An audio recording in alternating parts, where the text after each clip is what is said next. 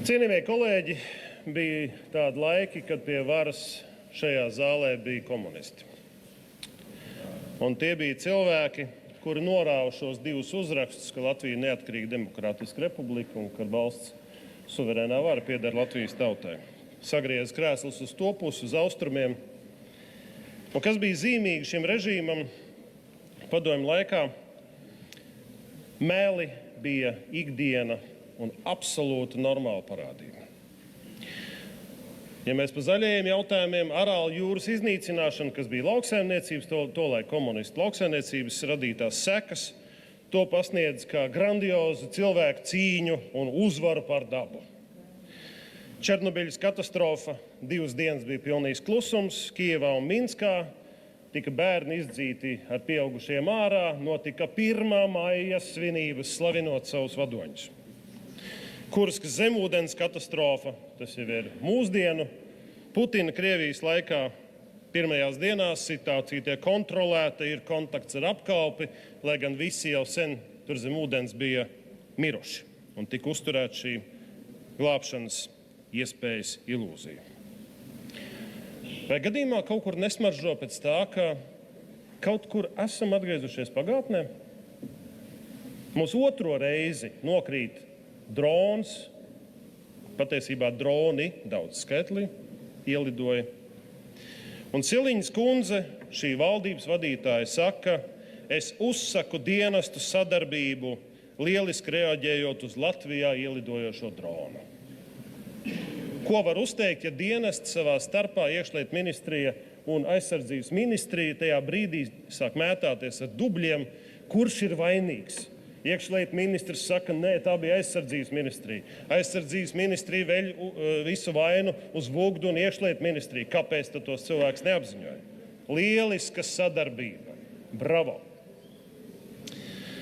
Koalīcijas partiju pārstāvi atzinīgi novērtē drošības dienesta reakciju uz Krāslaus novadā uzsprāgošo dronu, sadarbojoties un savlaicīgi informējot sabiedrību par incidentu. Tāpat Jurēvits sacīja, ka iepazīstoties ar publiski pieejamo informāciju, komunikācija par incidentu bija adekvāta, kā arī komunikācija ar sabiedrību pilnīgi skaidra. Šodien būtiskākais bija tas, ka sabiedrībai tika demonstrēta valsts gatavība šādiem gadījumiem, teica Edmunds Jurēvits.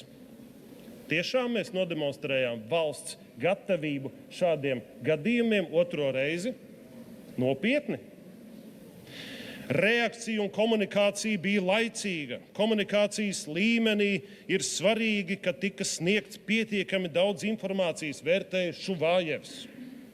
Partijas progresīvie frakcijas vadītājs Andris Šuvājevs atzina, ka šis incidents parāda, ir gūta mācība. Pēc 2004. gada septembrī Rēzeknes novada Gaigalaus pagastā nokritušā drona. Ir gūtas mācības, kolēģi? Es nevaru runāt par to, ko mēs esam runājuši sapulcēs, kas notika pēc šī drona incidenta.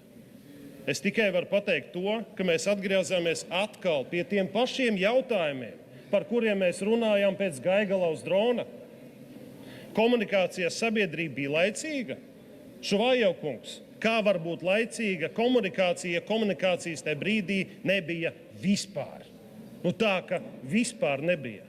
Kur bija 112 aplikācija? Kur bija sirēnas kaut vai Dagdā? Kur bija šūna apraide tajā gadījumā? Bija tikai WhatsApp grupās ziņas no Viļņuma kunga, no viņa kaimiņiem, no Latgales iedzīvotājiem par to, ka redziet, mums te lido droni, kas notiek. Nevajag sēt paniku, saka koalīcija.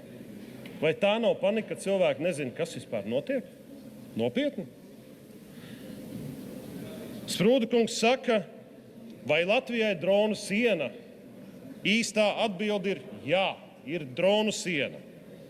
Sprūda kungs pagājušā gada 26. septembrī saka, katru gaisa telpas pārkāpēju ir jāspēj nekavējoties notriekt.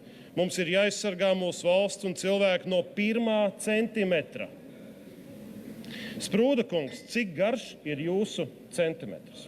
Mēs ļoti apvienotais saraksts gribam zināt atbildi uz šo jautājumu.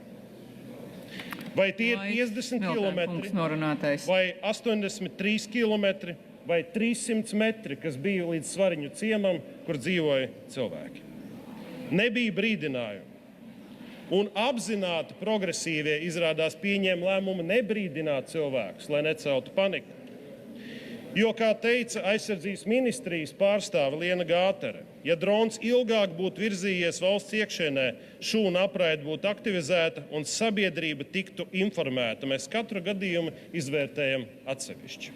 Laiks, Mildēnkungs, jūsu solītais jau iet krietni pāri. Es tikai pēdējo pateikšu.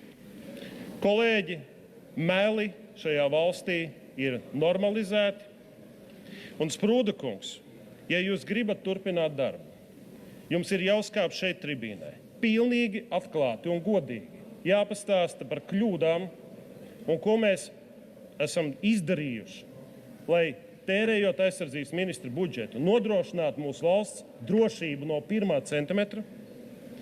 Un vai mēs esam gatavi strateģiski atvainīt nevis 1 dronu, bet 1000, jo tā ātrgaitas šosejais mūsu robežām ir tieši tāda. 1000 dronu no Krievijas Ukrainas virzienā un 1000 dronu dienā no Ukrainas Krievijas virzienā.